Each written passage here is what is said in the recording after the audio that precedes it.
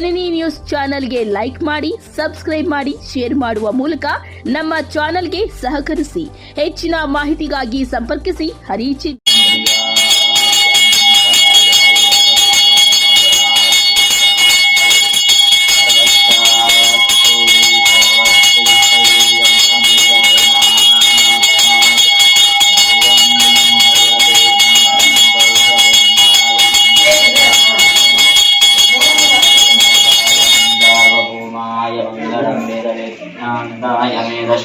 मोहने मोहन रूपाय पुण्यश्लोकाय मंगलम मेघेन यज्ञमय सन्तु देवाः धर्मान् कृतमन्यासन्ते हनातं महिमानस्तुन्ते.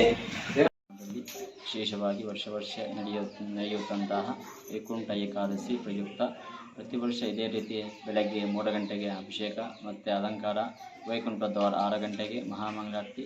ಭಕ್ತರು ಯಥೇಚ್ಛವಾಗಿ ಬಂದು ಭಗವಂತನ ಕೃಪೆಗೆ ಪಾತ್ರರಾಗುತ್ತಾರೆ.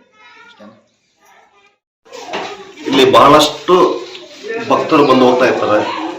ನಾನು ಸುಮಾರು ಜನ ಗಮನಿಸಿದ್ದೀನಿ. ಇಲ್ಲಿ ತುಂಬಾ ಸತ್ಯವಿದೆ ಸ್ವಾಮಿ, ಅರ್ಥ ಆಗ್ತದೆಯಾ?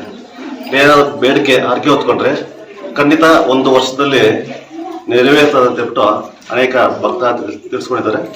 ಹಾಗಾಗಿ ಇವತ್ತು ವೈಕುಂಠ ಏಕಾದಶಿ ಪ್ರಯುಕ್ತ ಸುಮಾರು ಜನ ಭಕ್ತ ಬರ್ತಾ ಇದ್ದಾರೆ, ಹೋಗ್ತಾ ಇರ್ತಾರೆ.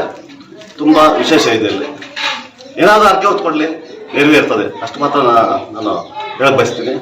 ನಾನು ಕೂಡ ವರ್ಷಕ್ಕೊಂದ್ಸಲ 2 ಸಲ ಬಂದು ಹೋಗ್ತೀನಿ. ಏನಾದ್ರು ಮನಸ್ಸಲ್ಲಿ ಇಟ್ಕೊಂಡು ಹೋದ್ರೆ ಆರೋಗ್ಯ ಅಥವಾ ಯಾವುದೇ ವಿಚಾರ ಆಗಲಿ ಖಂಡಿತ ನೆರವೇರ್ತದೆ ಅಂತ ಹೇಳ್ಬಿಟ್ಟು ನಾನು ಈ ಸಮಾಜಕ್ಕೆ ಬಯಸ್ತೇನೆ. ಮಾತ್ರ ಈ ವೈಕುಂಠ ಬಾಗಿಲು ತೆಗಿತಾರೆ, ಬೇರೆ ದಿವಸ ತೆಗೆಯಲ್ಲ. ಈಗ ತಿರುಮಲದಲ್ಲಿ ಯಾವ ರೀತಿ ಒಂದು ದಿವಸ ಏಕಾದಶಿ ಮಾತ್ರ 2 ಡೇಸ್ ಮಾತ್ರ ಬಾಗಿಲು ತೆಗಿತಾ ಇದ್ರು. ಈಗ ಸುಮಾರು 10 ದಿವಸ ಬಾಗಿಲು ತೆಗಿತಾ ಇದ್ದಾರೆ.